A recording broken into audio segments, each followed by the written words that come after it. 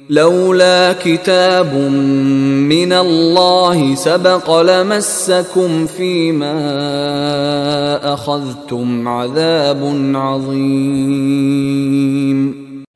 لولا کتاب من اللہ سبقہ، اگر نہ ہوتی بات اللہ کی طرف سے جو پہلے سے آ چکی تھی، یعنی سورہ محمد کی آیت نمبر 4،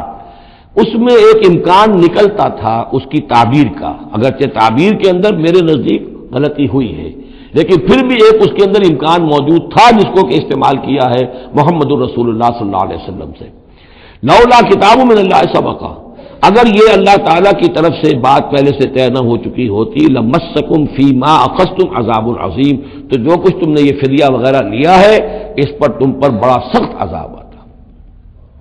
قانون ہم سورہ محمد میں پڑھیں گے کہ وہ کیا تھا، اور اس کی انٹرپریٹیشن کے اندر یہاں حضور نے کس جگہ سے گنجائش نکالی۔ دیکھیے، ہوتا یہ ہے کہ آپ کا رجحان نرمی کا ہے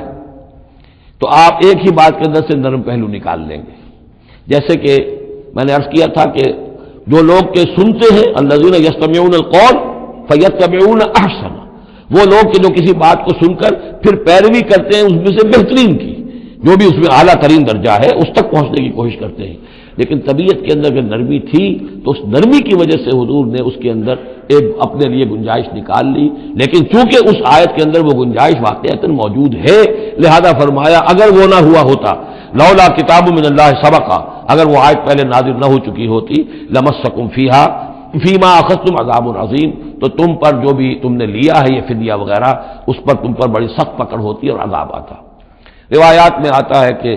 حضور بھی اور حضرت ابوبکر بھی دونوں پھر اس آیت کے نزول کے بعد روتے رہے ہیں کہ ہم سے یہ خطا ہوئی ہے۔ بہرحال خطا اجتہادی ہے، کوئی غلط اس طرح کی نہیں ہے کہ کسی صریح حکم کی خلاف ورزی کی گئی ہو، وہ یہ ہے کہ جو بھی اس میں رعایت رکھی گئی تھی اس کو آپ نے اپنے اجتہاد سے اس کے اندر سے جو بھی نرمی کا پہلو تھا وہ نکال دیا۔